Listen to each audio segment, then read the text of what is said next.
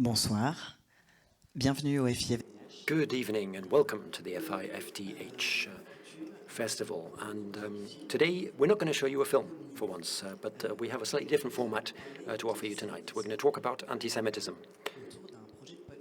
And this is a podcast series, and we are organizing this along with the Office for Integration and Citizenship of the Canton of Geneva, and with the people, Shahu Media, who are behind the podcast. And so with their help, we've set up this event. So David Balembert and Camille Harry, please come up to the stage. Bonsoir, Carole. Carol, good evening. Bonsoir, Carole, David. Good evening. So we are Carol and David, and we're the co-creators of this podcast series that was created in Geneva 3 years ago or so. And just last month we published 5 episodes called Who is Afraid of Jews? And it was done with Illana Weizman. Maybe some of you know her. And it came out around about the end of August, and it had a great impact. Of course, before what happened on the 7th of October.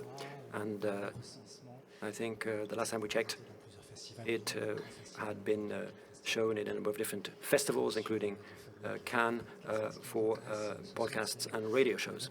So we are very grateful to Robin, who's invited us tonight to come and create a sort of live episode, which will be the next episode in the series, following, of course, what happened in October last year, and how can we conceptualize anti-Semitism today and the fight against anti-Semitism, something that really is damaging to us as citizens and as society as a whole. And that's the discussion that we're going to have tonight.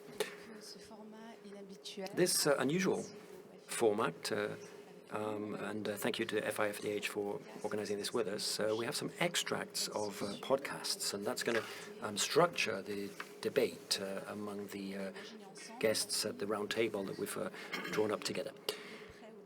Some of these people have supported us with the podcast series, David Rodogno, Pamela Oenyako, and Hannah Assolin, and we're very grateful to them because they help us to think carefully about this in a very calm way, discuss the implications. And it's our small act of resistance to take this time to discuss issues, to share our doubts, and not necessarily have a strong view on everything. And to moderate, we have the great honor of having Celia Heron with us, one of the best Swiss journalists writing in Le Temps. So do enjoy the evening. Thank you for the invite. And thank you to the festival. Thank you both. Avant d'accueillir nos invités que vous Well, before we welcome our guests that you've already introduced, so you've done what I was going to do. Thank you. I just wanted to say a few words by introduction and give the floor to Johan Gerfinkel, who is the General Secretary of CICAD. We are talking about anti-Semitism tonight, and we wanted to ask Johan to talk to us a little bit about the situation in Switzerland when you talk about anti-Semitism today. Good evening.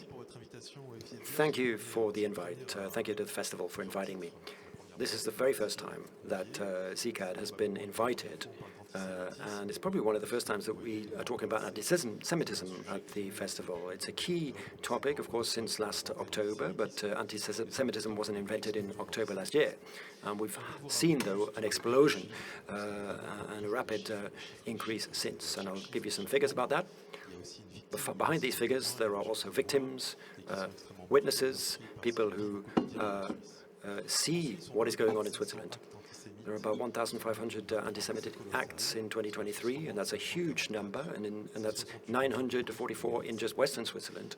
And that's a lot more than the previous year. And I'd like to talk to you about the 2nd of March, when a Jew was stabbed in Zurich because he was a Jew. And this is a recurrent issue that we talk a lot about. We do talk about feminism as well, and deservedly so. And just a few days ago in Lausanne, we saw some Jewish women who were evacuated from a demonstration for the feminist march, and the police told them that they weren't welcome, because in the current context, it was very difficult for a group of Jewish women to demonstrate alongside other women for a cause which wasn't their own, but a cause which, of course, is related, which was related to the Middle East. So, anti-Semitism is extremely problematic today because many people just close their eyes to it and take a back seat and are afraid to say that they are Jewish as well, because they are, there's this deafening silence which is extremely difficult for many Jews to deal with, and many Jewish children in schools who are victims of accusations, child murderers. Sometimes they're told to go back to Auschwitz and gas themselves. I mean, this is the kind of thing that's going on, and it's very difficult to believe, but it's a reality that we are faced with today. And it goes along with something else. We need to reaffirm our identity as citizens, and very often we are associated with Israel, Hamas, this conflict, and every Jew is paying for this conflict, which is, of course, terrible, but every Jew is not responsible for it. So what we need today is empathy. We need understanding, listening. And at some point, some of us need to actually, or some of our fellow citizens need to stand up and show solidarity, because on the 2nd of March, a Jew was stabbed in the street, and I think many people have already forgotten about that. So this is a situation that exists, and we need to mobilize against anti-Semitism, stand up on behalf of Jewish associations and people in Western Switzerland. So that's the message, and I would invite you to wake up to this phenomena. It's a terrible situation, and many Jews are faced with these challenges every day. And since the 7th of October, they have to live with this situation, and they're permanently reminded of it in Geneva, Fribourg, and elsewhere. So that's also why I would seek your support, your understanding, and sometimes your awareness that each of us can also bring a message of support and solidarity to everyone that they know who are fellow citizens, neighbors, but because of their religious identity may be facing attacks, insults on a daily basis.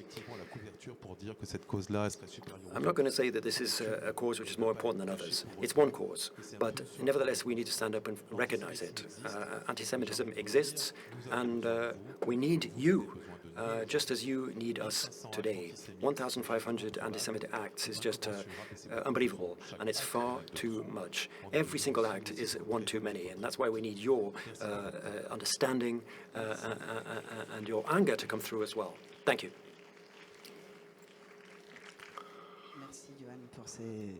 Thank you, Johan, for those words. So, we don't have a film tonight, but we are going to welcome our panel to the stage so that we can have a discussion with them.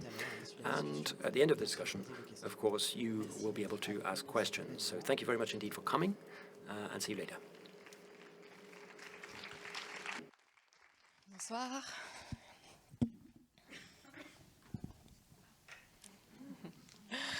Bonsoir à tous et toutes. Merci infiniment d'être là ce soir.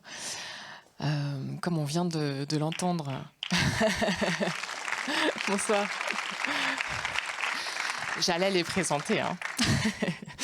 Comme on vient de l'entendre, la réalité de l'antisémitisme nous rattrape avec son kaléidoscope de violence, ancré dans le temps, qui revêtent différentes formes selon les époques, les territoires, mais qui s'inscrivent dans un continuum. Et donc, quelle place occupe l'antisémitisme dans la société en général et sur la scène antiraciste en particulier? Quels ont été les moyens et quels sont les moyens actuels de combattre ensemble racisme et antisémitisme? Pour en parler ce soir, on a un magnifique panel. Je vous présente Anna Assouline, réalisatrice, fondatrice du mouvement Les Guerrières de la Paix. Bonsoir. Bonsoir. Ça marche. Pamela Oene-Nyako, fondatrice de la plateforme littéraire Afrolite, assistante doctorante à l'Université de Genève, qui prépare actuellement une thèse sur l'internationalisme des femmes noires européennes des années 60 à 2001, si je ne me trompe pas. Bonsoir, merci d'être là.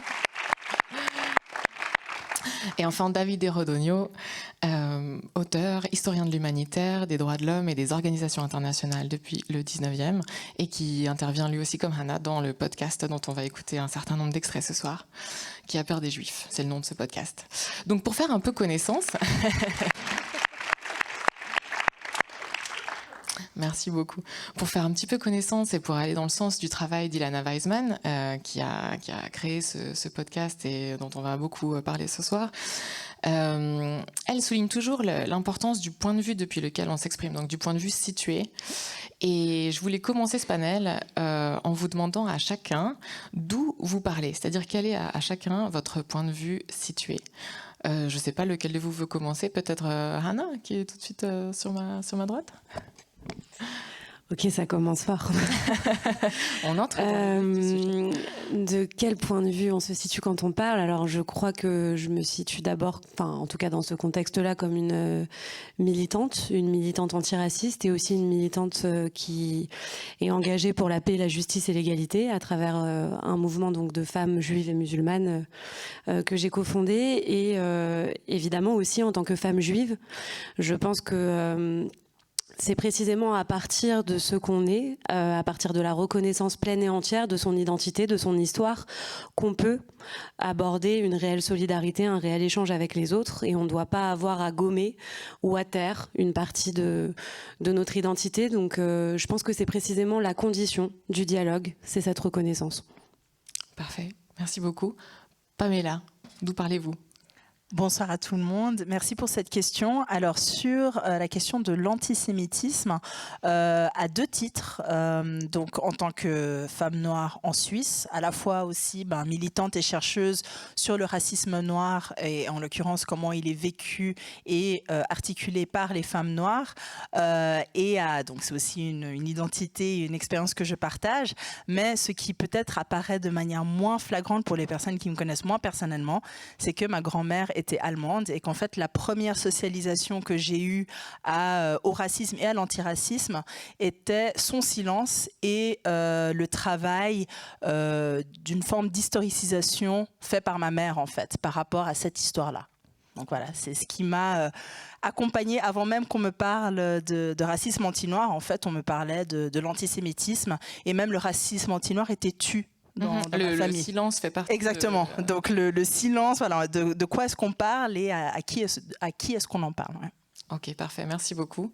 Davidé ? Pour moi, c'est un peu différent parce que je suis chercheur et je pense que c'est très important de pouvoir parler justement dans des contextes comme celui-ci, donc sortir de notre tour d'ivoire académique pour pouvoir échanger sur des sujets sur lesquels on travaille parfois depuis des années, ou dans mon cas depuis des décennies. Je commençais avec l'antisémitisme, je continue avec le racisme, c'est ce que je fais de manière beaucoup plus assidue depuis 2017-2018 à l'Institut d'autres études internationales où nous avons vraiment un public qui vient des 5 continents et des étudiants qui ont des cultures et des backgrounds qui sont complètement différents et donc une histoire internationale du racisme qui comprend aussi l'antisémitisme, bien évidemment, a été vraiment une mission pédagogique. Et puis on a essayé, mon collègue Mahmoud Mohamedou, qui n'est pas là ce soir, et moi-même, on a essayé de sortir du carcan et vraiment de la tour d'ivoire de l'Institut, qui est de l'autre côté de la ville et du lac, pour essayer de nous connecter de manière très, très modeste avec un public qui est plus vaste. C'est ce que vous faites aussi brillamment dans le podcast Qui a peur des Juifs. Et justement, pour plonger dans le vif du sujet, la discussion de ce soir, on l'a dit, va être structurée autour de plusieurs extraits du podcast. Et on s'est dit que peut-être vous n'aviez pas vraiment connaissance de ce podcast, ou peut-être que si vous l'avez écouté à sa sortie, il était un petit peu loin. On a donc pensé que ce serait utile d'en écouter le tout premier extrait en fait, c'est les premières minutes du tout premier épisode. Et comme ça va permettre de contextualiser la discussion qui suivra. Donc je veux bien qu'on écoute le tout premier extrait, s'il vous plaît. Chahut média. Et lorsque j'étais en 5e ou 4e, on a donc abordé le sujet de la Shoah. Et une fille qui était ma copine a fait un commentaire à un moment pendant le cours et a dit c'est dommage, ils auraient dû en tuer plus. La petite amie d'un copain me dit alors toi du coup t'as de la chance, t'es né avec un réseau à portée de main, t'es né dans la communauté. Sa réaction fut immédiate. Il s'est mis en colère et m'a traité de sale juif. Et elle me dit, eh bien, vous avez bien travaillé, maintenant la juiverie est perpétuée. Il me regarde et il me fait, ah vous savez, moi j'adore les gens de votre race. Je les aime beaucoup. Et il me chante la chanson de Rabbi Jacob. Et il s'était mis, tu sais, en papier. Il avait fabriqué des papillotes qu'il avait collées à ses oreilles. L'antisémitisme, c'est vraiment un kaléidoscope d'expériences de violences différentes, en fait. J'étais avec une personne qui, en pleine dispute, un jour, m'a cassé la gueule en hurlant « sale juif, t'aurais dû mourir dans un four ». C'est probablement le pire souvenir de ma vie. Mais ce qui ne veut pas dire que cette grosse agression ne vient pas remplacer ou cacher un milliard d'autres strates d'agression.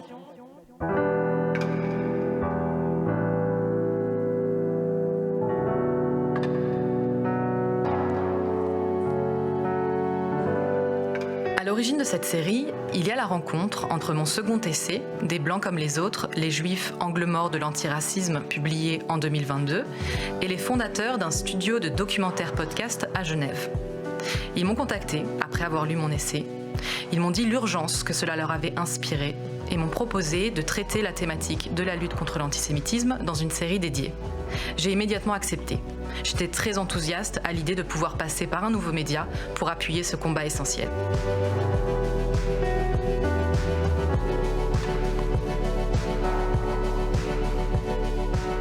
Pendant plusieurs mois, nous avons fait remonter des discours et des témoignages des deux côtés de la frontière franco-suisse, avec la participation d'intellectuels, d'artistes, de chercheurs, de militants ou de politiques, pour une compréhension des enjeux de la lutte contre l'antisémitisme. Ce qui m'a paru central dans ce travail documentaire, au-delà des chiffres, au-delà des statistiques et de l'histoire de l'antisémitisme, c'est la mise en lumière de l'expérience juive contemporaine et l'hostilité rencontrée par cette population par le biais de témoignages, de beaucoup de témoignages. Rendre compte de la systémie de l'antisémitisme, de la blague ou du cliché supposément inoffensif au meurtre passe par la parole des concernés.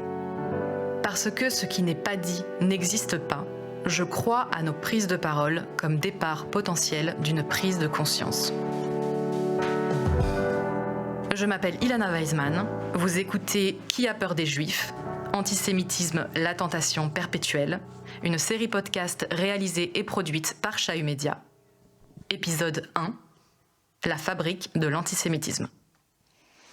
Donc vous avez une idée de la teneur du podcast et de son contexte, et c'était très important de le poser parce que justement ce contexte est assez spécifique. Donc on a bien compris qu'il y a d'abord un livre en 2022, Des Blancs comme les autres, les Juifs angles morts de l'antiracisme, et question vraiment de l'histoire de l'antisémitisme. Ensuite, de ce livre est tiré ce podcast, et ensuite ce podcast est reçu dans un contexte qui est très particulier puisque il a pas mal voyagé, il a été primé, il a été hyper remarqué dans un contexte post-attaque du 7 octobre. Et en même temps, c'est important de ne pas le réduire non plus à ce contexte. C'est la raison pour laquelle je voulais peut-être commencer par quelque part l'éléphant dans la pièce et poser la question à David en premier lieu, qui justement est à la fois dans cette historicisation de l'antisémitisme et qui participe aussi à ce podcast. À quelle distance finalement il faut se tenir de l'actualité pour comprendre ce podcast? À quelle distance est-ce qu'on doit être pour analyser le podcast? À mon avis, il faudrait vraiment faire un peu de gymnastique. Donc il faut être très distant et très proche. Très proche pour comprendre les flambées d'antisémitisme, le moment où il y a des triggers, il y a des éléments qui déclenchent des moments de virulence extrême, qui peuvent être différents et variés. Le 7 octobre en est un. C'est le dernier en date. Et il y en aura malheureusement d'autres, je crains.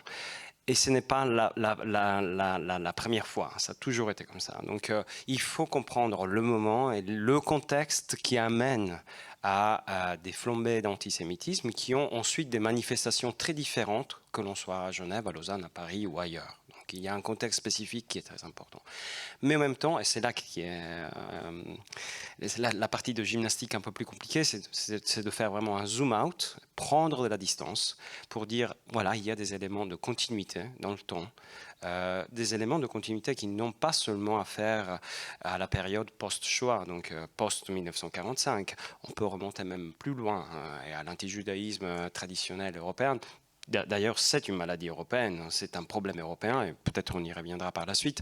Et donc cette distance est nécessaire parce que cela nous permet de comprendre un tout petit peu mieux les continuités, les ruptures, les changements, et donc dans quel contexte le post-7 octobre prend du sens. Et donc pour moi, c'est là où on peut vraiment faire la part des choses et comprendre.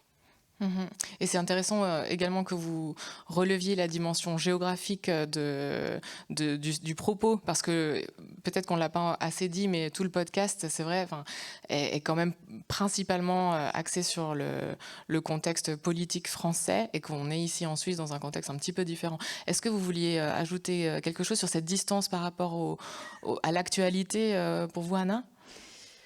Oui, alors je crois que, et moi-même d'ailleurs pendant longtemps, j'ai utilisé à tort le terme d'importation du conflit israélo-palestinien.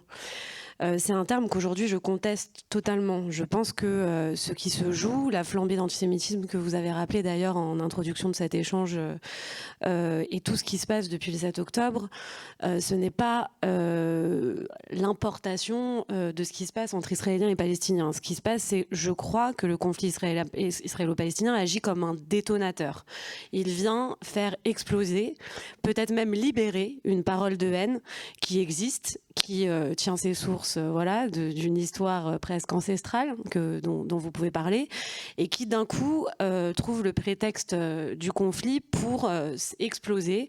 Et d'ailleurs, ce qu'on a vu après le 7 octobre, c'est qu'avant même que les bombardements terribles arrivent à Gaza, il y avait déjà une explosion de cette haine antisémite. Et ça, c'est quelque chose d'ailleurs qui est intéressant, parce qu'on se rend compte que c'est souvent, par exemple en France, quand il y a eu les attentats commis par Mohamed Merah à l'école de Toulouse, il y a eu juste après une flambée de paroles et d'actes antisémites. Et c'est ce qu'on a vu aussi après le 7 octobre. Donc je crois qu'il faut se méfier de cette histoire d'importation, parce que notamment, elle pourrait sous-entendre que d'une certaine façon, on déteste les Juifs à cause d'Israël. Et que donc, d'une certaine façon, par extension, les Juifs seraient responsables de la haine qui les cible. Et je crois que c'est une idée insupportable, qu'il faut absolument être capable de regarder en face, et que en effet, la dénonciation légitime, nécessaire de la politique menée par le gouvernement israélien n'a strictement rien à voir avec la haine dont sont victimes les Juifs en Europe, en France ou en Suisse. Et donc je pense qu'il faut faire attention à bien replacer les choses et à être à la bonne distance quand on aborde ces questions. C'est très commode de parler d'importation parce que c'est une excuse. It's interesting to talk about importing the conflict because, yes, that's a perfect excuse for producing an indigenous anti-Semitism. It's just an excuse. It's saying that it's coming from elsewhere, that we're not actually responsible for it because it's coming in from somewhere else and it's not our problem. And that we've been sort of contaminated by this coming in from abroad. And I think that's very problematic because as a historian, it's very difficult to justify that thesis. And in Switzerland in particular, we often try that excuse. But not only in Switzerland.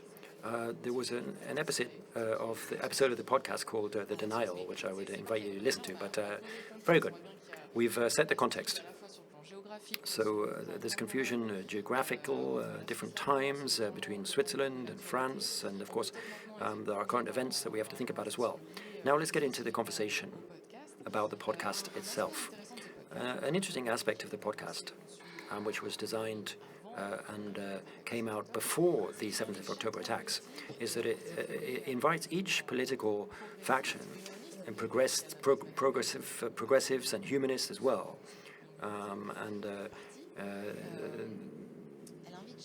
It invites each side to think very carefully about itself. And I would suggest that you listen to a second extract from the second episode called Anti-Semitism on the Left as well. And we need to point out that we're not saying that everyone from the left is responsible. And they're all part of the same basket. It's important to distinguish between what's happening in Switzerland, what's happening in France, and in terms of the political landscape, the institutional landscape, things are very different in both countries. But Lola Lafont, I don't know if you know her, but she wrote a very interesting book which refers to the Hiba Kasher attack, and she also talks about the terrorist attack on the Toulouse Jewish school where 4 people were killed, including 3 children, in 2012. So after the supermarket attack, a friend, well, she was a friend at the time, said to me, well, you know, those who did that attack were like revolutionaries. It was like a political gesture. Lola Lafont, the writer, was saying this, and she said, well, that was in my house, and she never came to my house again. And this was like worse than a betrayal. You know, my heart is beating so strong when I'm thinking about that, because I was like split in two. And I think about that Toulouse attack as well. When I was all by myself when I went to the demonstration, there was just no political reaction from the radical left. And I was all by myself at the demonstration. No one came with me. And I just couldn't imagine a more taboo act than what happened there when children were murdered. And the fact that no one came with me. If politics is about sharing values, sharing principles, emotions, I was just all by myself. Well, that was very moving, and maybe this is quite a general question, but how did you feel when you heard that extract, Pamela? That extract in particular that we just heard. Yes, the problem that she's raising is that in certain progressive circles, in activists, among activists, there is this blind spot. Well, it doesn't surprise me at all. Because even if you're an activist, an anti-racist activist, the left is more disappointing because we have more expectations from them. And maybe wrongly, because if you think about it, left, right, historically speaking, you tend to associate racism to a form of extreme right politics, but actually, over history, we've seen that the extreme left has also been responsible for racism. And from experience, we know that people of the left are kind of softies. And I'm generalizing a little bit here, but they can be a bit naive. And sometimes you hear people who call themselves left-wing, radical left, even among activist circles. These people have thought about these issues, and they think that they have nothing about themselves that is problematic. And that wasn't the thing that struck me most. The fact that you can find anti-Semites among left-wing thinkers or activists. But what you were talking about just prior to this discussion was that as soon as there is some kind of slippage, people who are left-wing and also say that they're pro-Palestinian, well, there, of course, you can also find anti-Semitism in that sort of thought. Of course, left-wing people can be anti-Semites. That wasn't surprising to me at all. Did anything else strike you in particular about this extract? Well, just to put this in context, the way I heard this, I actually saw this podcast was available because I follow Chahut Media, and I was listening to this podcast just after having heard Boulevard de Village Noir by Sheke Gayame, who actually talks about anti-black racism in Switzerland. And that's an excellent podcast as well. I recommend it. And there was something very similar, complementary, very similar to that anti-black racism. And this is something that, of course, I've had to deal with because I'm black and I live in Switzerland. And I work a lot on these issues. And I felt really this need, and this is something I reminded you of before, to deal with it. In my family, there was this sort of denial of racism against blacks, and I think it's very similar in anti-Semitism because there's a big history of that, the Shoah, Germany, and so on. My mother was German as well, and this means that my experiences on a daily level were made invisible, and I had to sort of overcome that. I'd heard enough about anti-Semitism and demonstrations, but I wanted to have my own history. And over time, 10, 15 years later, I realized when I heard this podcast was that she really updated things. And I think that's what she was trying to do, because for some people, it really got it through to me, because it's important to talk about other forms of racism as well. There are ways in which these forms of racism are made invisible. The colonial heritage in Europe is also made invisible through this anti-Semitism. But there was a need to make this more visible, and I think Illana's podcast actually, what it was doing was, it was saying, Pamela, just watch out. You know, you're lagging behind. And anti-Semitism is present today in France and in Switzerland, and every episode of that podcast was a way of making me realize that. And I was like, well, how did I miss this before? I'm supposed to be a racist activist, but I wasn't aware of all of this. And so what is going on in my life, in the spheres in which I move, to prevent me from having woken up to that before? I was just focusing on one form of racism, which also needs to be made more visible. But this podcast actually made me think about that and got me up to date.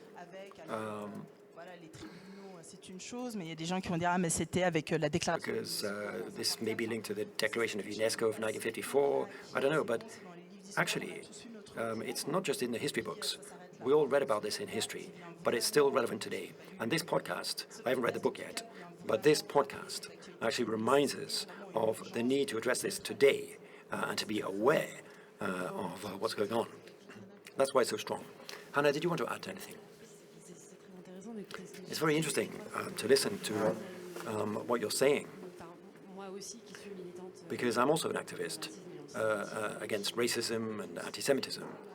And this extract was very telling for me, because I think that there is that sense of solitude when you're a left-wing Jew involved in anti-racist activities. This is something we always feel, and I felt it throughout my life. And after Toulouse, I was so disappointed to see that we were all by ourselves. No one was supporting us. And I agree with what you said. Anti-Semitism and racism are systemic. And you find them in all political circles, in all political parties, actually. And when you're an anti-racist campaigner, you have expectations from the left, which are supposed to be at the forefront of this struggle, and are on other issues. But it's very difficult to accept that feeling of being alone.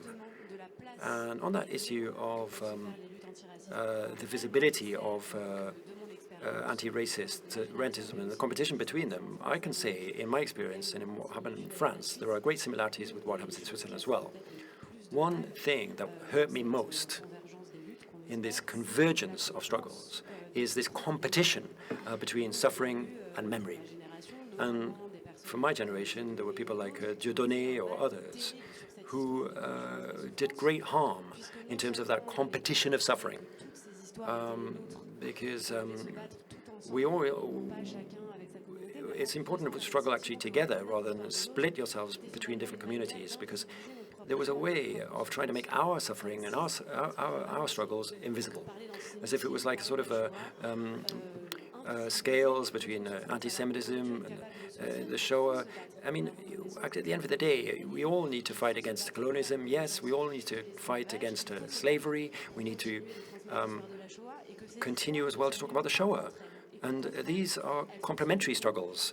They're actually very similar. And I think we should all be showing solidarity with each other's struggles and actually learning from the lessons of these different histories. And we are stronger together, because people try to divide us and to oppose us. And I think that's also a reason why the left is so fractured and split up today. Thank you.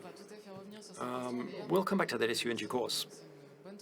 I think that's a good transition to take us to extract number 3, which in a very subtle way talks about that tension. So let's go ahead and listen to it without saying anything more about it, and then we'll talk about it afterwards.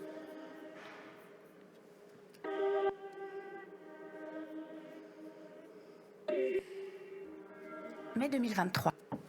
May 2023, Shayu Media was invited to participate in a lab day organized by a Swiss Confederation agency, where there were lots of different Swiss associations involved in anti-racism. And there was a young girl who had a sweatshirt where it was written Anti-Zionist Social Club in black, red, and green letters. And no one really even noticed, as if this young girl and her T-shirt weren't a problem. Well, at the end of the day, if her T-shirt says Anti-Zionist Social Club, so what? You can actually condemn Israeli expansionism and racism against Palestinians without being an anti-Semite. Yes, that's true, without necessarily being called anti-Semite. But you can also wonder why that person was showing that message in this place, an anti-racist space, where there were different minorities represented. And that's why you talk about these different discriminations, talking about these groups, including Jews of the diaspora, non-Israelis. That anti-Zionist message is also a way of concealing anti-Semitism, and that's very often true. So even in an anti-racist meeting, anti-Semitism is quite mundane, and no one even says anything about it. So there's a lot to take from that extract. Even within an activist group, some people may not even be aware that a message can be harmful. And there's the issue of anti-Semitism, anti-Zionism. Is it another form of anti-Semitism? Davide, what did you think about when you listened to that extract? I think Carol, it was Carol speaking. Yes, it was Carol speaking. Is absolutely right, because sometimes this conceals anti-Semitism. That's quite obvious to me. And I'm sorry to be the historian in all of this, but that's why you're invited. You're invited as a historian, after all. I'm sorry, but over many generations, there were European and other Jews who were anti-Zionist. So are they anti-Semites? No, that would be a bit strange. So you do need to be very careful about this. And the big problem we face today is that there's a definition which is totally decontextualized. If you refer to the right of self-determination, then Zionism is part of that right to self-determination, which is recognized by the United Nations and by international conventions. So you do need to be very careful when you talk about this issue. But what's very interesting to me is how to link that part of the podcast to the conversation that we were having a little bit earlier on. The idea of building activism, and I think that's very, very challenging in the academic field anyway. There have been great humanitarian, social advances. That's absolutely amazing. But what's very disappointing is the writing on this particular subject. And what strikes me is that activism and militants generally are human activities, but they have contradictions and ambiguities and grey areas. And I think you need to take that into account to explain them. And that person with that message on her T-shirt, which was complete nonsense, and she probably couldn't even explain herself why she was wearing that T-shirt. Analyse. It requires analysis. We need to stop a moment and think about it. Is that person actually an anti-Semite, or is this a political message which is in contradiction to the anti-racism that she is supposed to be involved with? Or is it due to ignorance? Is it because she doesn't really know what she's wearing? Perhaps it's also a matter of definition. I mean, I have a feeling that we sometimes debate terms that we're not quite able to agree on. And this is truly a lack of historic knowledge to not know how Zionism was born, how Zionism has expressed itself, Zionism before the birth of Israel, after the birth of Israel, after the Six-Day War, after Yom Kippur, after the Intifada, and we could continue and so on. And the recuperation is there again, and the spaces and geographies again are very important. The question of import, as the first question that you asked, and therefore the question in which anti-Zionist questions can be interpreted by different people in different spaces with different political objectives.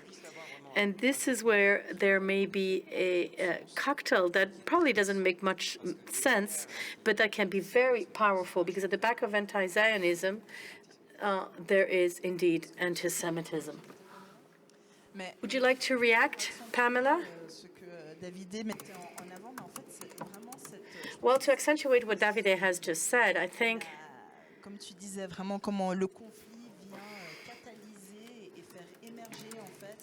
how the conflict is a catalyzer for anti-Semitism that is endogenic to Europe, and Islamophobia is also indigenous to Europe. And I think we are in an exploding kettle. And so there is lots of emotional harm on all sides in these regards.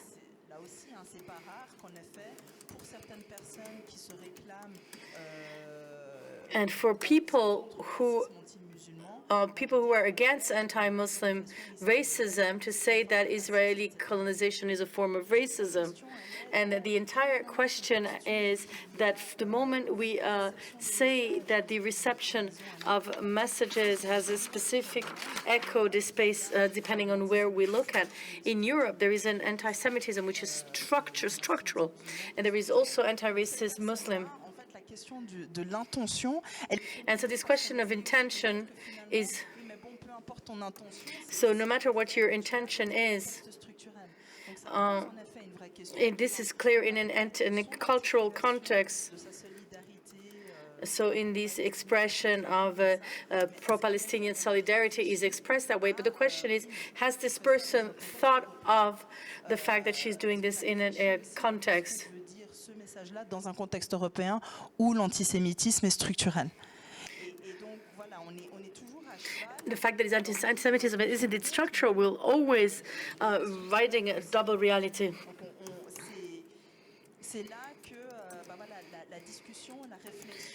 And so the discussion is necessary, and there is really a form of people of how we can listen to each other, and people who are not directly affected by both these struggles. But we can see that there is a fracture, and how it's something that affects absolutely everyone. So we will now go back to the matter of empathy that you've spoken of, Anna, and this idea of the convergence of struggles, this empathy that you've just mentioned. One of the strengths of this podcast, I find, is to highlight the importance of alliances and to perhaps come out of this form, between brackets, of victimization that can and to create a synergy. And at the same time, we are aware that if such synergies are synonymous with superpowers, then they're almost impossible. I propose that we listen to two extracts, one after the other. The first is Monique Ekman, who is a professor at the and the second will be the voice of Illana Weizman, who speaks right after her.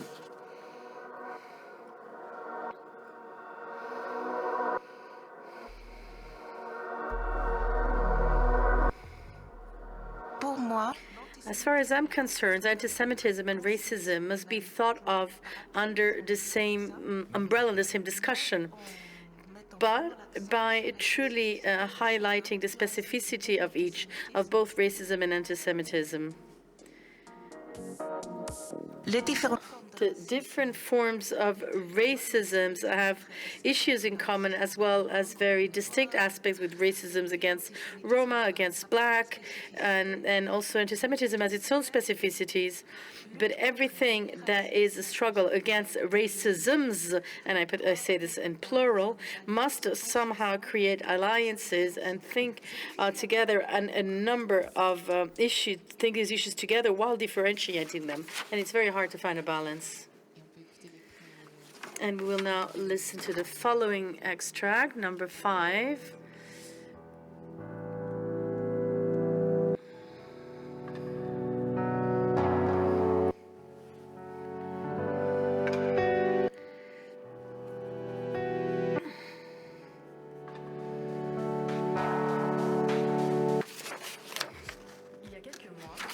A few months ago, I was invited in Brussels by the EUJB, student Jewish organization, in order to converse with actors of the anti-racist sector in Belgium. The discussion was meant to take place with Jonas Pardo, who's a trainer to the struggle against anti-Semitism, the politicalized Fatima Zibou, and the director of MRAX Exter Coua-Blanc. The day before our intervention in the Jewish Museum of Belgium, there was an Islamophobic campaign of defamation, pressure, and intimidation from a number of members of the Jewish community in Brussels, targeted Fatima Zibou to the point where she couldn't come. Jonas and I decided, through great tension, to take the floor alone on the panel and to clearly denounce what had happened. And we have done so as anti-racists, as allies. It was out of the question that for us to tolerate racism anywhere it came from, even if it came from our communities. This is something that has consequences. It's painful, but it is the only valid direction. So, as we have said, one of the powerful aspects of this process is to highlight convergences. So in order to get back to placing anti-Semitism in history and the aspects of convergence between the various anti-racist struggles and even from a very contemporary militant point of view, what this could mean. Which convergence do you foresee, do you imagine, Anna? How did you perceive this extract? And how do you feel in a very concrete way that such convergences may take place? Well, I think I've already answered this question when I last spoke, but I think, in fact, that what prevents struggles from truly converging beyond all the tensions that exist within communities, and this extract speaks of that. It ends not on this matter of convergences, but if the presence of a Muslim activist in a conference will generate reactions within a group of racist Jews who were opposed to their presence. And so to first examine our own thought process and mindset within our own groups. There is instrumentalization by Islamists and extremists, by the far right, who are also, setting fire to the sparkle. But it is also necessary to take responsibility and to examine our own biases, our own prejudices, and the racism and anti-Semitism which we each carry. And I think that once we will have understood that our struggles, once more, are not actually casting shade on one another, but they actually can reinforce each other if we decide to fight together, side by side, hand in hand. And I think this has been the case in history. It has been the case in struggles in the United States between Jews and the black communities. And I think we need to understand this because we are at a time where identitarian far right is always more power. It's at it's on the doorstep of power in France and many other places, and we must be able to fight together and to fight a common front and to refuse this current competition between our struggles and to bounce back on what has just been said on the projections that may exist in regards to the previous question. I think that in Europe, Europe has a great debt towards colonialism and Shoah, and I think that if, rather than sending Jews and Muslims to fight against one another via the Israeli-Palestinian conflict, or by opposing the struggle against Islamophobia to the struggle against anti-Semitism, it was the case in France during the November 12th march when there was a call for a counter-march to fight against Islamophobia. And there is constantly this opposition that is created between such struggles. And if, rather than playing this irresponsible game, Europe was to take their responsibility in regards to those two communities by recognizing their history, by recognizing the memory, by doing the work of reparation, I feel we would all be a lot better off. This is truly an opinion I share. If we find ourselves as different minorities, if we end up fighting for limited resources, because these these resources have been limited. And so very often pressure is set on minorized groups, and they're already marginalized, and they already have enough to do. And so we create these realities, and as you said, there is the necessity where black people can be anti-Semitic, some Jews can be racist against black people.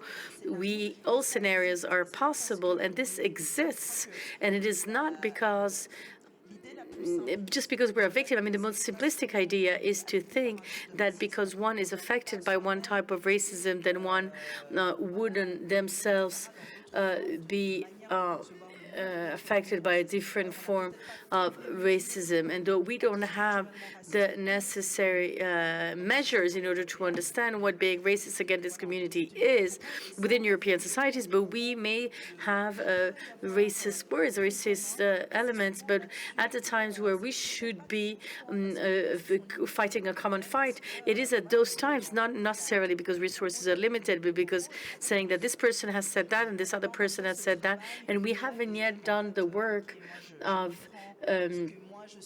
I understand what I go through because this affects me, but am I able to understand what other people are going through, and that also affects them and can even lead to death? And so there are different levels, but to always keep in mind this pressure, and this is my opinion, but I'm quite firm on this, is that Europe must truly, whether politicians and others collectively, we are all affected by this, all of this. So we must take this on together, its contemporary consequences, how it affects our struggles, our structures to this day, and to really do something in order to fight and empower various communities. And as long as we don't do that, I think that is the responsibility of people who are structurally in power, who should be able to do it, and it shouldn't be but people who are already marginalized to do so. We must do it because we're all going to move forward together, but structures and people who have more power should do so more than others. And as far as the right, yes, always scares us, but the left is also problematic. All political sectors, I feel, are in the same area, some with more potential than others. But even the center, I don't really trust them because they don't really take a stand on these issues. So I feel they're not quite clear either. So it is not necessarily the right that scares me the most. It is I am more scared, and very often history has shown us that it is people who do not dare act or speak, who should have done so and should have dared act, and those are not the most radical in either way. So this is what really surprises me, is that are we able today to give ourselves the means, and I find that what Illana has said in the end was very powerful, that it does have a cost, it does have an impact, consequences when we take a stand, and it's something that we haven't experimented, to be present on different fronts and to be very clear on what we consider racism, and to tackle this doesn't mean we'll have friends, because we may be considered as traitors between brackets of our own community, and I think the emotional cost can be very high, and we hope to give ourselves strength and courage, and the more we will be doing so, the better it will be. But struggle is not something where we may be comfortable, because it is painful, it is work, and therefore I encourage each person to do what they can on their level, and to find the courage to do it, and to do it all the way, because how many generations are we in leading the same struggle? It's quite tiring. Davide? Par rapport à ça, Davide, on that issue, did you want to add anything? Just to come back to that first extract, because I think she was so eloquent there, the person who was speaking there, and I couldn't say it any better myself. I think she might be in the room tonight, and I just wanted to pay tribute to her, and I fully agree with everything she said about racisms in plural, and I think it's very important to stress that point. There's a specific issue I wanted to raise on the specificity of each struggle and on the structural moment behind each of these struggles, which I think is necessary, because we talked about building this sphere, and the nature of the sphere that we construct, whether or not they have a lot of windows or doors, is important. And when you're building these struggles together within associations, if you build your own sphere for our own interest, and that's understandable, because you may be part of a particular minority, a particular group, and therefore you are responsible for your own struggle. It's not necessarily a universal one. You need to build that sort of struggle, but the way in which you do that's very important. There are times, and I'm not saying it's every man for himself, but so there are times when you need to do something, stand up for your own community, and someone fighting Islamophobia, for example, may be doing one thing, and someone fighting anti-Semitism may be doing something else. And that's very important. And that's something that you need to recognize, but it's very difficult. You should recognize, though, that there are times when activism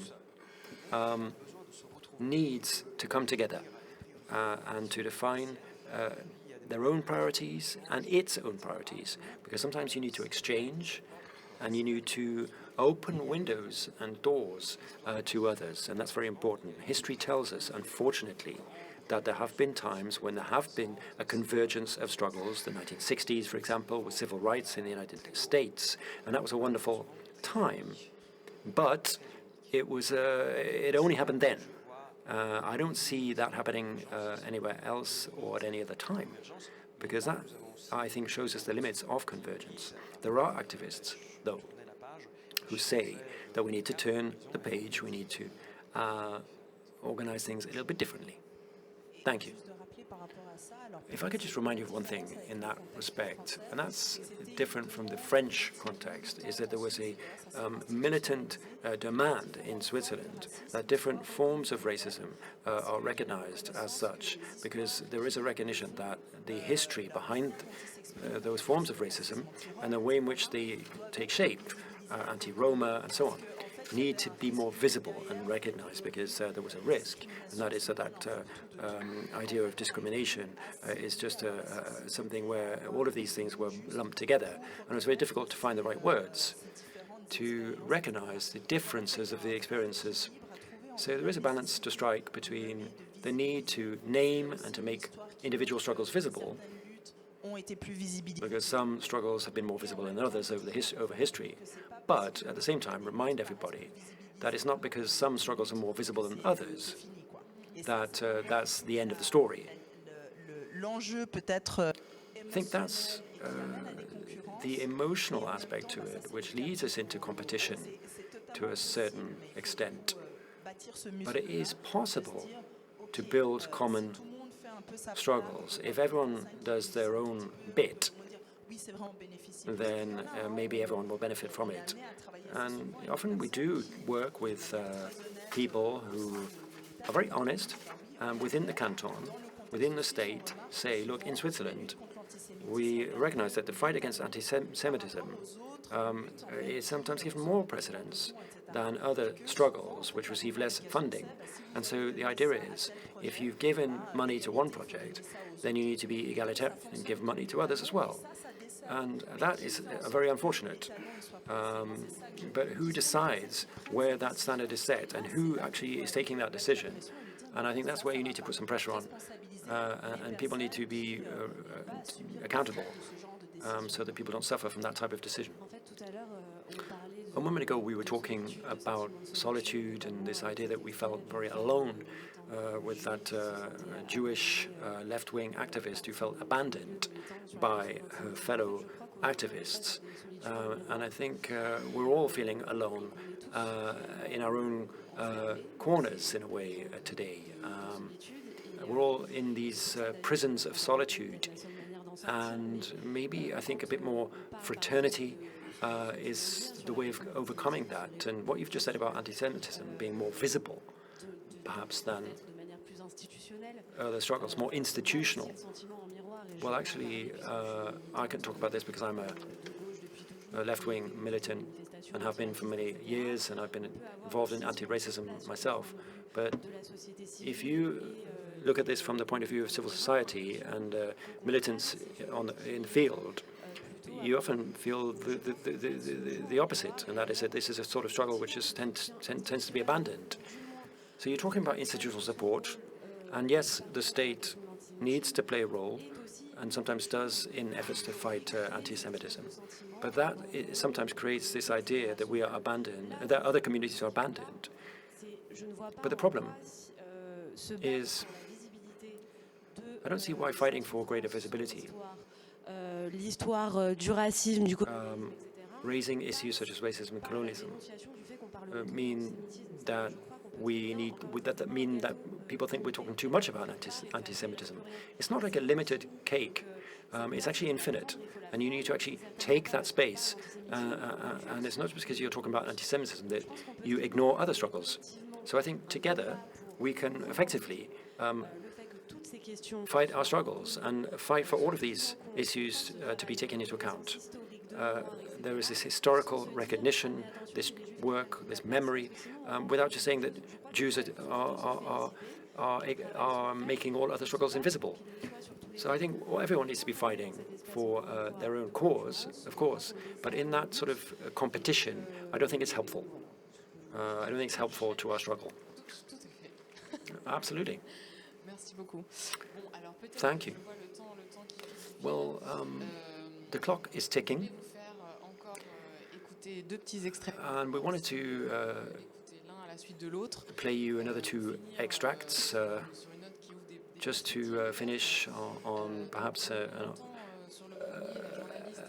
note looking to the future. Alice Pfeiffer is a journalist, and she is in the first extract.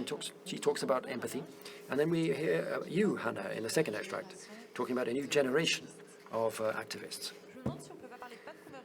I wonder if we can't talk about a convergence of struggles, but a convergence of empathy. And say the use of humor from one community actually reminds me of how I use humor. And I think we need to actually not appropriate the struggles of other groups, but actually use them and say, look, I appreciate them, I welcome those strategies for survival in other groups, and I don't want to copy it, but I think this whole this makes this whole process more beautiful and more poetic, and you don't necessarily have to translate it badly.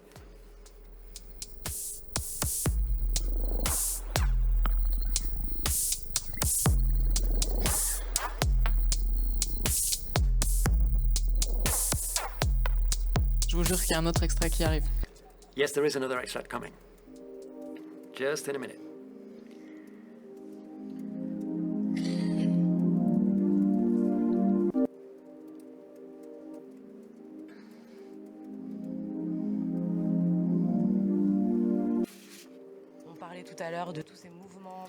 We were talking a moment ago about all these young Jewish left-wing movements, and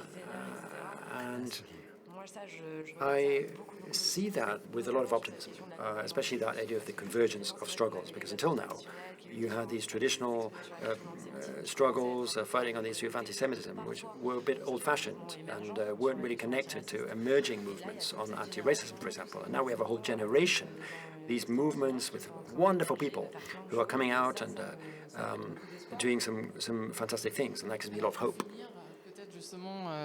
So to conclude, maybe we need to look for the future. What are your hopes for the future? What are your what do you think about the future with this new generation of activists?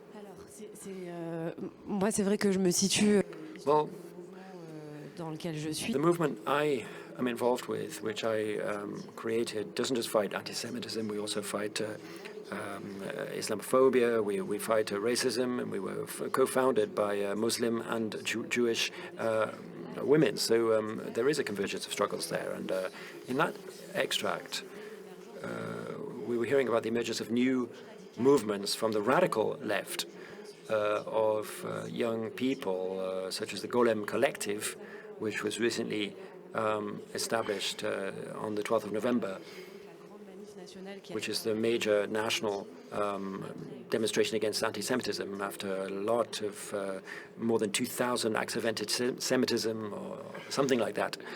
A huge increase, anyway, in the number of anti-Semitic acts. And so there was a demonstration and a march, and part of the left wing called people not to go and march on the pretext that the extreme right was involved. And that was just an excuse for people who don't want to recognize the fight against anti-Semitism and say that it's a reactionary extreme right movement, when actually, if those people have taken some space, it's because they haven't been involved in that struggle for too long. And there were a number of left-wing Jewish militants who say we can't let the right wing recuperate this struggle against anti-Semitism, and we can't go and march next to racists. So we saw this Golem collective being created, and they continue to carry out campaigns today. And there are a lot of young people there who felt very alone in their trade unions or their movements on anti-Semitism. And it's become even more difficult for them since the 7th of October. And they now get together in that movement, and they can be very radical. They can call for equality, anti-racism campaigns, and they don't give up either on the struggle against anti-Semitism.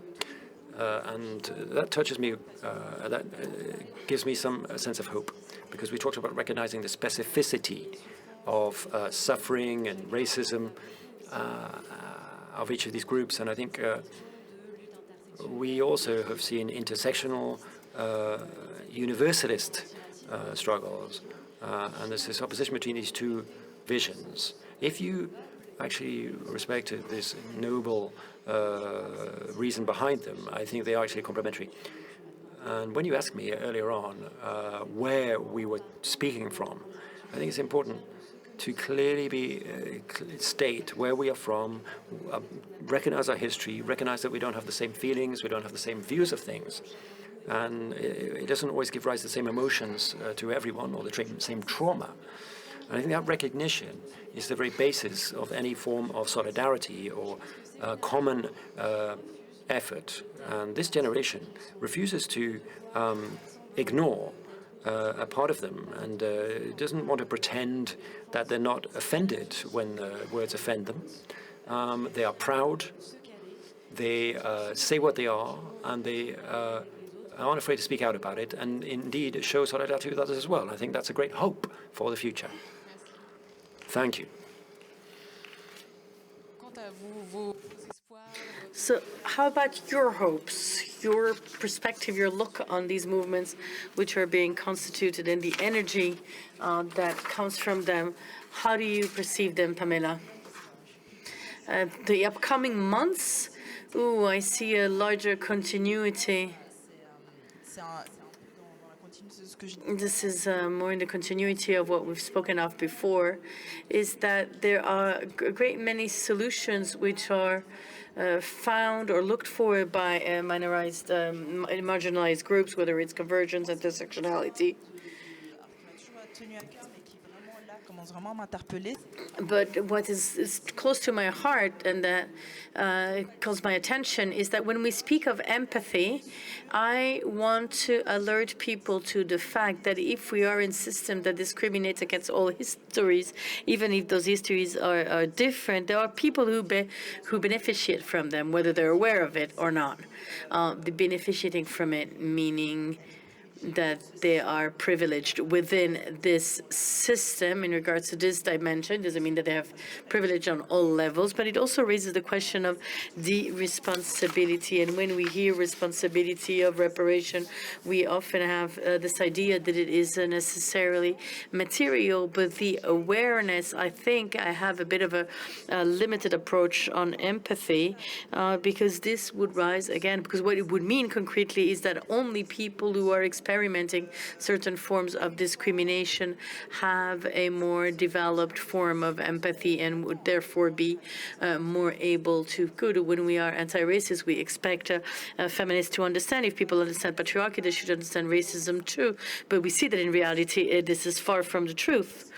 But what I tell myself, the question is who is outside this conversation? We find ourselves thinking of strategies and telling different marginalized groups what they should and shouldn't do. But who are those who are missing from such discussions? Who within that framework is taking advantage? and we shouldn't imagine like the big bad wolf doing this. We're doing this very aware.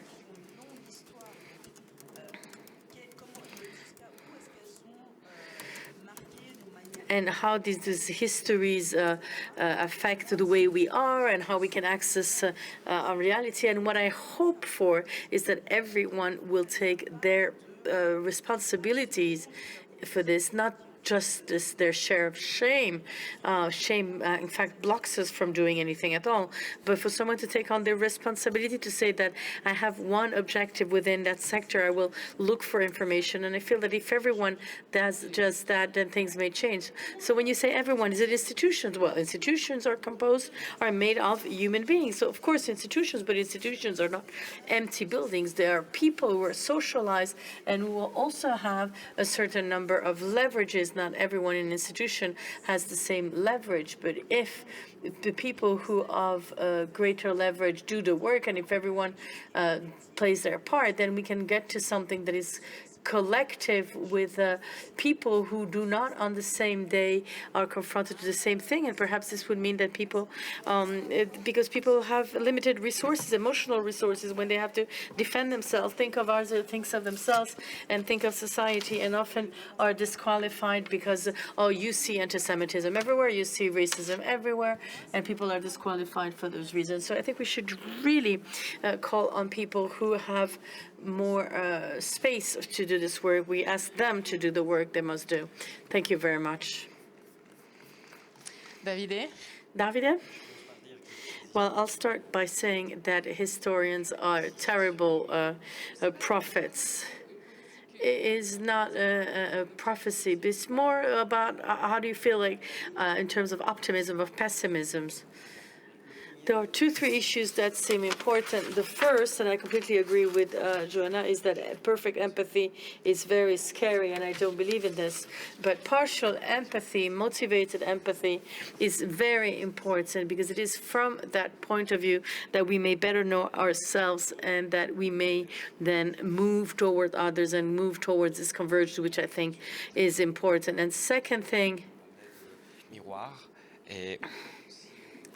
and if we continue this metaphor of spheres and mirrors, which I very much like, it is where I see hope.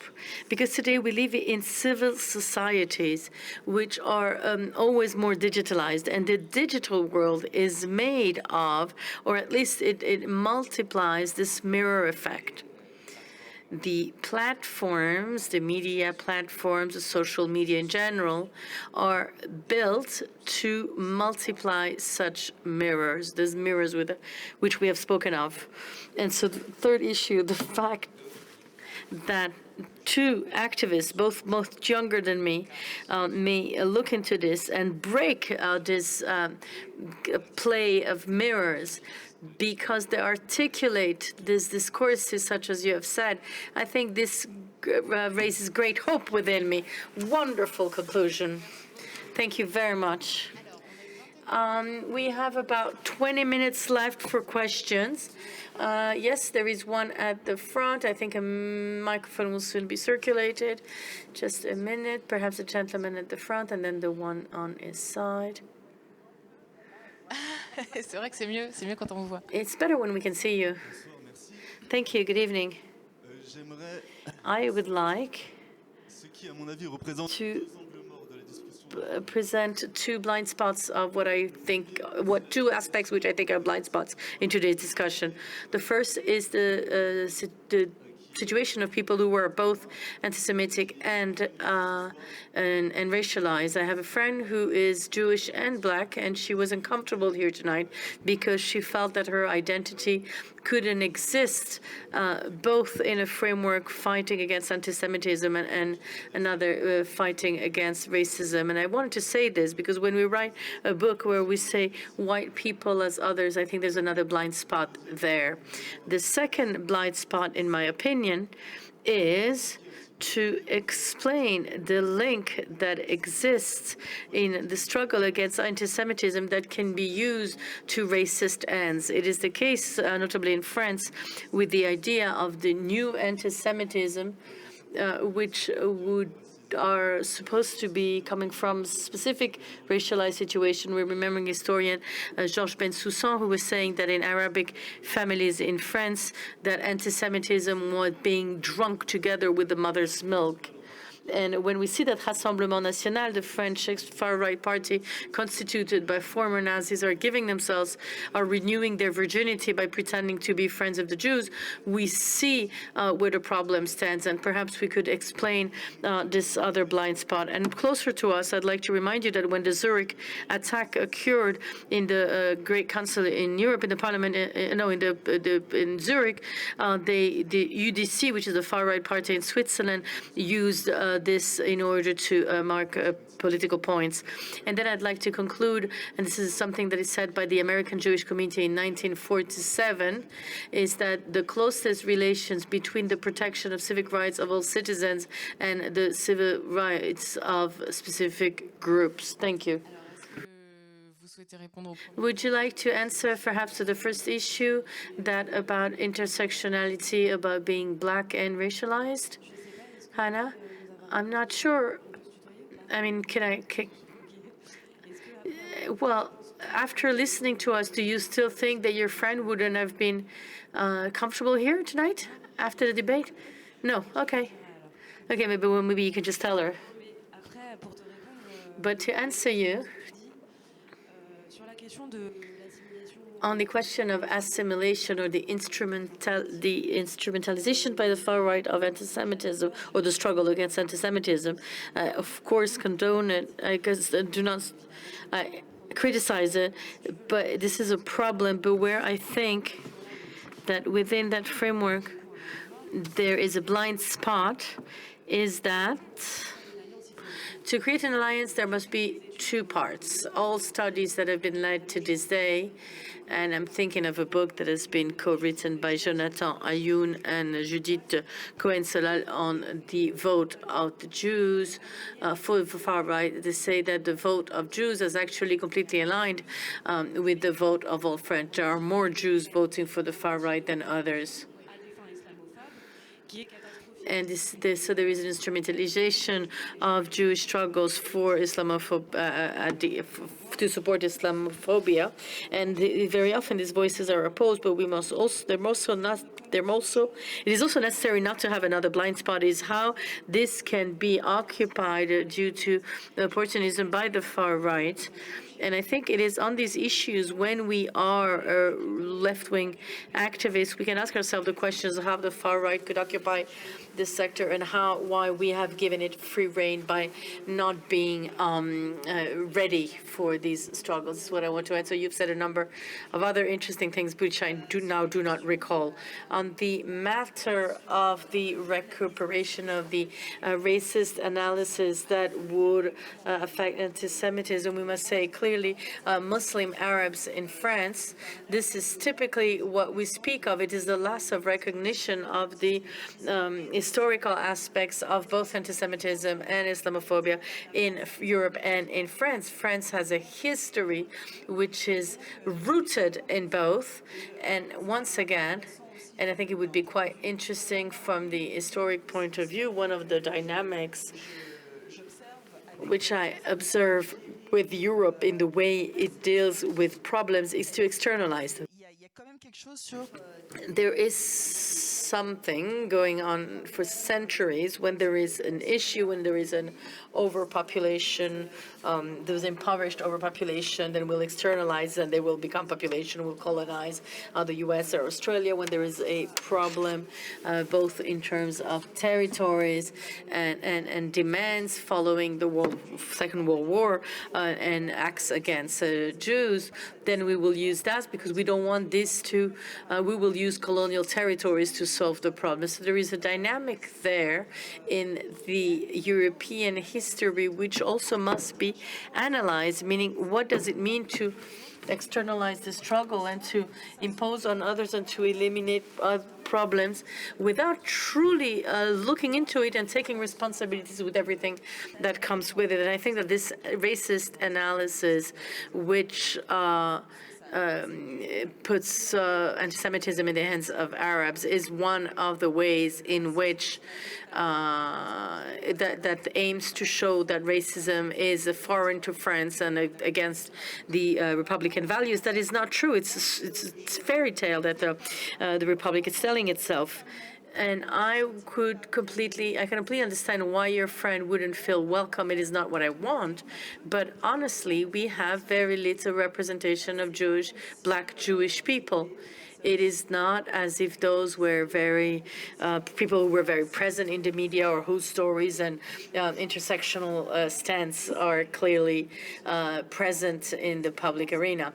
And it's someone who may say that in my experience, my specificity would actually had great debate and wealth to the discussion to feel that her intersectionality would not be understood here. And I think we'd have a lot to learn from this person, and it is legitimate for her to think that she wasn't spoken of tonight, which is true. And if I may complete, because Illana is not here to explain her book, but having read her book, I'd like to clarify on this question of white people not like any other.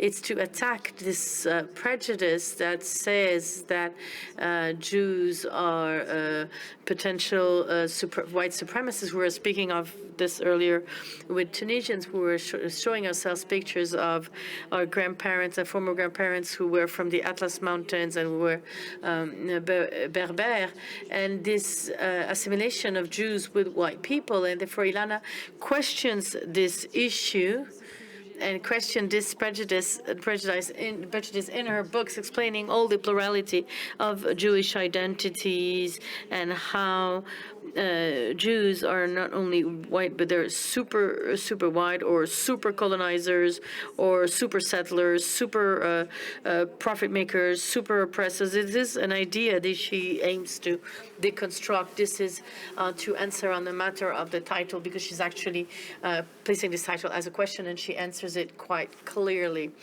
precisely. There is another question here, second row. Could you raise your hand? You may also ask your questions in English, by the way. Unfortunately, the speaker is not using their microphone adequately. Ce qui s'est passé, la question, comment vous avez réagi? How you reacted to what happened in Paris when there was a large demonstration against feminicides, and that there is a great number of Jewish women who wanted to speak of what happened on October 7th, who were directly affected by these issues because some women were raped and killed, and these women were forced, they were set aside. They wouldn't be allowed to participate in the demonstration, and pretty much the same thing happened in Lausanne on March 8th, on Women's Day. There were also attacks against Jewish women, telling them that they didn't have their space within the demonstration. So you, as a person who is in a movement with Jewish women and Muslim women, how did you react to this? Well, first of all, I found out by listening to the introductory remarks that the same thing had happened here in Switzerland. Of course, we were shocked. I'm not sure how to express it. We were present within this march. We were organizing on the very same day a gathering with women from the entire world, including Israeli, Palestinian women, Russian women, Iranian women, Ukrainian women, in order to call for international solidarity towards women. So we left the demonstration before it degenerated, but also the previous day there were a number of communications that were co-signed by feminist groups that were signaling the presence of this collective within the march. So it didn't just happen. There was already a will to say that this group wasn't welcome. And what it revealed, and this is something we could speak of for hours because many questions are linked to this, to feminism, but twice, because it had already happened on November 25th during the march, where they hadn't been able to march. But on November 25th, they hadn't been able to march, but they were even in the organization of the demonstration. But this time, they had an official block within the demonstration, and so they marched, and then they needed to be exfiltrated because they were sent projectiles.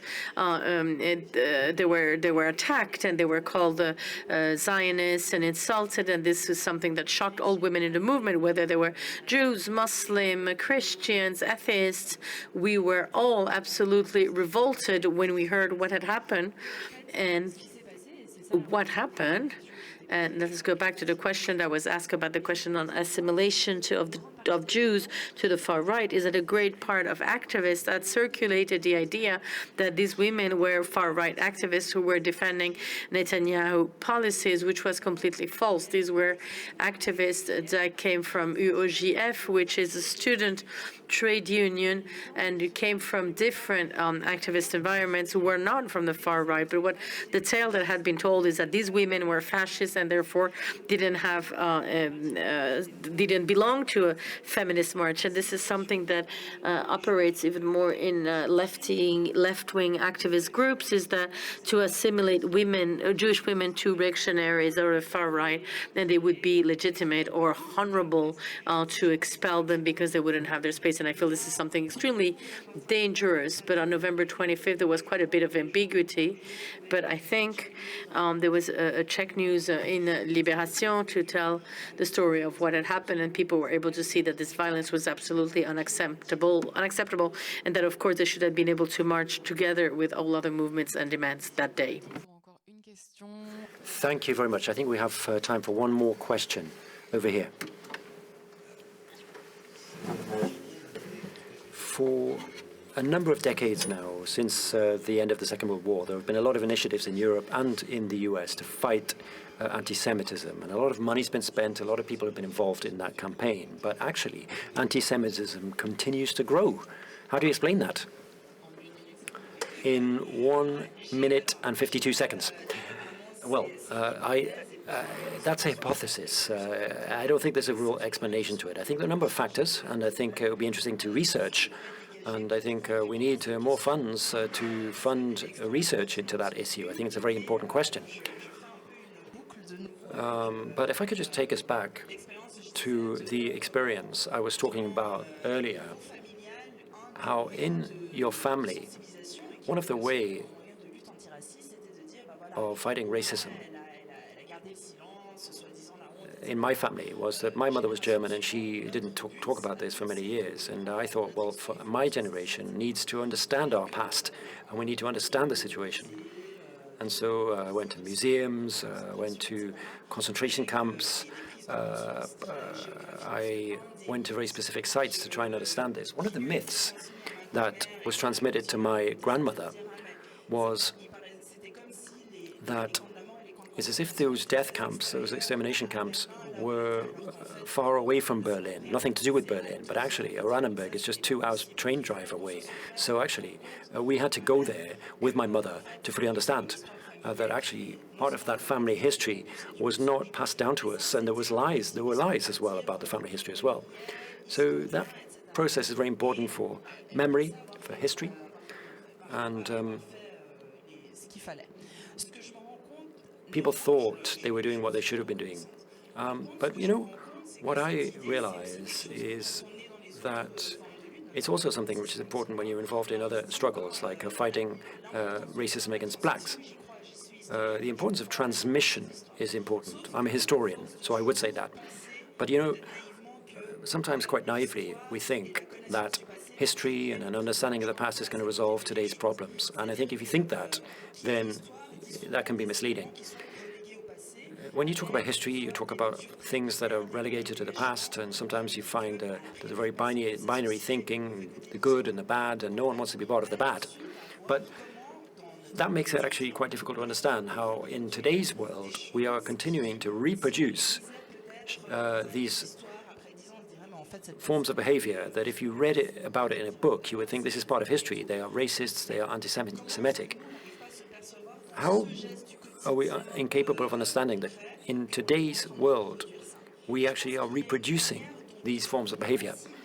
We tend to assimilate history in a way that's damaging to our struggles. And that maybe is one response to your question. And I think in the struggles, in awareness-raising campaigns, and that's something that's very popular in Switzerland, there are limits to looking at history in that way. Thank you. In 3 seconds, you asked a direct question, and you said something that's very true. And I have a timer in front of me, and I can see that we don't have much time. We've gone beyond our allotted time already, but I'll be very brief. You're entirely right in what you say, but my brief response would be that we don't teach this enough, and we teach it very badly. We don't talk about anti-Semitism, racism, and anti-racist struggles enough, and efforts to fight anti-Semitism. And we need to do that better. I'm not saying nothing's been done in that regard, including in Switzerland. It would be wrong to say that nothing's been done in that respect. And I'm not a defeatist myself. That's not the case. I recognize that things have been done, but it's not enough. And the same is true in universities in terms of research. We have the same problem. We don't have enough research about that, and we don't teach these things enough. So I think there is a lot to be done in the field of education. One last word.